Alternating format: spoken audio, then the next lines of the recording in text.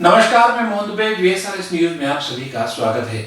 आइए नजर डालते हैं देश और दुनिया की तमाम टॉप 10 खबरों पर।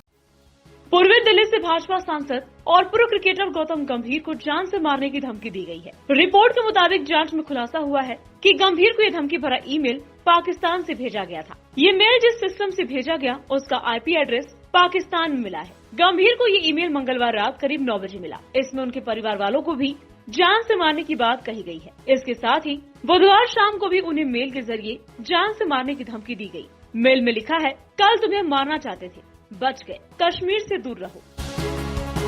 प्रधानमंत्री नरेंद्र मोदी ने जेवर एयरपोर्ट का शिलान्यास कर दिया है। यह मोदी ने कहा कि जेवर एयरपोर्ट कनेक्टिविटी को आसान बनाएगा। ये यूपी को अंतर्राष्ट्रीय बाजारों से सीधे कनेक्ट करेगा। किसान फल, सब्जी और मछली को जल्दी एक्सपोर्ट कर पाएंगे। मेरठ की स्पोर्ट्स इंडस्ट्री आगरे के पेठे को विदेशी मार्केट में पहुंचने में आसानी होगी। आजादी के बाद यूपी को ताने सुनने के लिए मजबूर कर दिया गया था। कभी गरीबी के ताने, कभी घोटालों के ताने, कभी खराब सड़कों के ताने, कभी माफियाओं के ताने। अब यूपी अंतर्राष्ट्रीय छाप छोड़ रहा है। पहले राजनीतिक लाभ के लिए रेवड़ियों की तरह इंफ्रास्ट्रक्चर प्रोजेक्ट की घोषणा होती थी, लेकिन प्रोजेक्ट जमीन पर कैसे उतरेंगे इस पर विचार ही नहीं होता था। दशकों तक प्रोजेक्ट अटके रहते थे। देरी का ठिकरा दूसरों पर फोड़ा जाता था। मध्य प्रदेश सरकार की शिक्षा नीतियों के खिलाफ CM आवास का घेराव करने पहुंचे NSUI कार्यकर्ताओं पर पुलिस ने लाठीचार्ज किया है। कार्यकर्ता पहले CM आवास की तरफ जाने वाली सड़क पर पहुंचे, जहां पुलिस ने पहले से ही बैरिकेडिंग लगाई हुई थी। NSUI कार्यकर्ताओं ने बैरिकेडिंग तोड़ने की भी कोशिश की, जिसके बाद पुलिस को कानून व्यवस्था को कंट्रोल करने के लिए लाठीचार्ज करना पड़ा। वहीं NSUI कार्यकर्ताओं को संबोधित करते हुए कमलनाथ ने कहा कि सिर्फ झंडे, बैनर, पोस्टर और नारे लगाने से कुछ होने वाला नहीं है। उन्होंने कहा कि अपनी पूरी ताकत का इस्तेमाल करके कांग्रेस के संगठन को मजबूत बनाओ। कमलनाथ ने ये भी कहा कि आप देश का भविष्य हैं। अगर आपका जोश बरकरार रहा तो अगले 2 साल बाद राज्य में कांग्रेस का झंडा लहराने से आपको कोई नहीं रोक सकता। देश के पूर्वोत्तर में पिछले 7 सालों में इंफ्रास्ट्रक्चर तेजी से बढ़ा है। केंद्रीय गृह मंत्री अमित शाह ने दावा किया कि 2024 तक पूर्वोत्तर देश के सभी राजधानी एयरपोर्ट से जुड़ जाएंगे। वे भारतीय वाणिज्य मंडल की बैठक को वीडियो कॉन्फ्रेंसिंग के जरिए संबोधित कर रहे थे। शाह ने कहा कि वे दावे के साथ कह सकते हैं कि 8 में से 7 राज्य रेल मार्ग से जुड़े होंगे।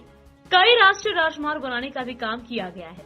केंद्रीय गृह मंत्री अमित शाह ने उत्तर पूर्व भारत को सशक्त बनाने की दिशा में भारतीय वाणिज्य मंडल की भूमिका को उपयोगी बताया।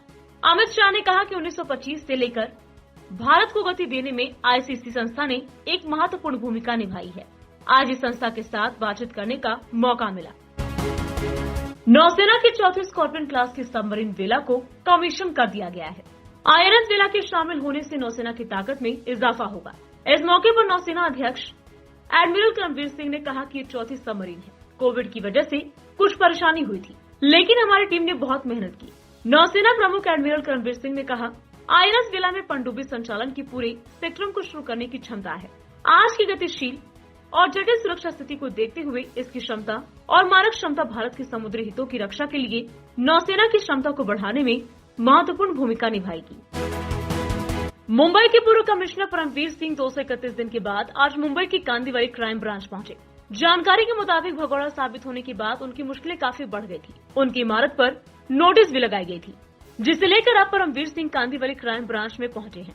इसके पीछे की वजह क्या है, ये अब तक साफ नहीं हो पाई है। कोर्ट के आदेश के बाद परमवीर सिंह के वकील ने बोर्ड से कुछ घंटों का समय मांगा था। जानकारी के मुताबिक वो चंडीगढ़, उसके बाद वो वहां से मुंबई पहुंचे। बताया जा रहा है कि क्राइम ब्रांच के बाद वो किस एजेंसी की तरफ अपना रुख अख्तियार करेंगे, ये भी कह पाना काफी मुश्किल है।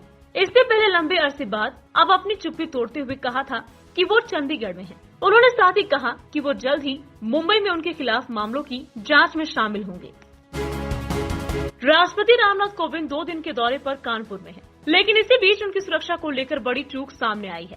व्हाट्सएप पर वो दस्तावेज लीक हो गए हैं, जिनमें उनके पूरे दिन के प्लान का विवरण था। इस मामले में अब पुलिस ने जांच के आदेश दिए हैं। बताया कि दस्तावेज, जिसमें सुरक्षा के बारे में विस्तृत ब्यौरा था, बलों की तैनाती और कोविंद की शिरकत वाले स्थान जैसी जानकारियां थी, वरिष्ठ अधिकारियों को वितरित किया गया था। मगर ये कुछ व्हाट्सएप ग्रुपों पर प्रसारित पाया गया, जिसके बाद कानपुर के पुलिस आयुक्त असीम अरुण ने मामले की जांच के आदेश दिए हैं। रक्षा मंत्री राजनाथ सिंह आज उत्तर प्रदेश दौरे पर हैं। इस दौरान उन्होंने सीतापुर में बूथ अध्यक्ष सम्मेलन को संबोधित किया। अपने संबोधन में रक्षा मंत्री राजनाथ सिंह ने विपक्ष पर जबरदस्त तरीके से हमला किया। अपने संबोधन की शुरुआत में कहा कि ये आध्यात्म की धरती है, ये देश की सुरक्षा करने वाले कैप्टन मनोज पांडे की धरती है। आज यहाँ बूथ अध्यक्षों का सम्मेलन इसी धरती पर हो रहा है। मैं कह सकता हूँ कि इस बार भी भाजपा को 2/3 बहुमत से जीतने से कोई नहीं रोक सकता है। उन्होंने कहा कि आप सबकी उमंग उत्साह देख रहा हूँ, जो चमक आपके अंदर देख रहा हूँ, उसके लिए आपका धन्यवाद है। पार्टी आपका अभिनंदन करती है। आप हमारी ताकत, आप हमारी पार्टी की जान है। जेवर एयरपोर्ट की शिलान्यास से पहले अखिलेश यादव ने बीजेपी पर निशाना साधा है। अखिलेश ने ट्वीट किया है कि अगर समाजवादी पार्टी की सरकार के समय फिरोजाबाद में प्रस्तावित एयरपोर्ट बनने की अनुमति केंद्र की भाजपा सरकार ने रोकी न होती तो इस समय जेवर के साथ चूड़ियों को भी जुड़ने का मौका मिलता और यूपी का वैकासिक श्रृंगार पूर्णता की ओर बढ़ता।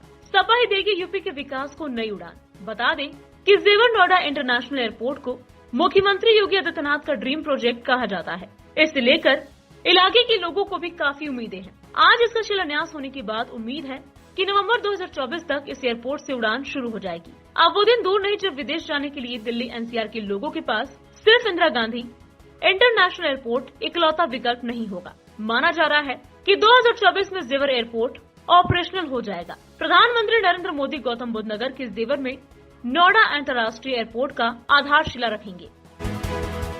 मास्टर दीनानाथ मंगेशकर स्मृति प्रतिष्ठान ने यहाँ दीनानाथ मंगेशकर नाट्यगृह विले पार्ले में प्रतिष्ठित दीनानाथ मंगेशकर पुरस्कार और ट्रस्ट के अन्य पुरस्कारों के साथ संगीत, नाटक, कला और सामाजिक कार्य के क्षेत्र में दिग्गजों को सम्मानित किया। इस समारोह की शान रहे अभिनेता नाना पाटेकर, जिन्हें एक विशेष पुरस्कार से गौरवान्वित किया गया।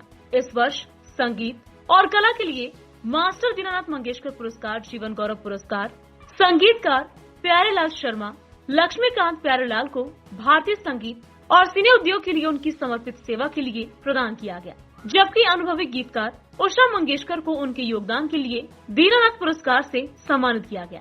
दीनानाथ विशेष पुरस्कार संगीत के क्षेत्र में उनके योगदान के लिए अनुभवी गायिका संगीतकार मीना मंगेशकर खादीकर को और सिनेमा के क्षेत्र में उनकी समर्पित सेवाओं के लिए प्रेम चोपड़ा को दिया गया, पुरस्कृत किया गया।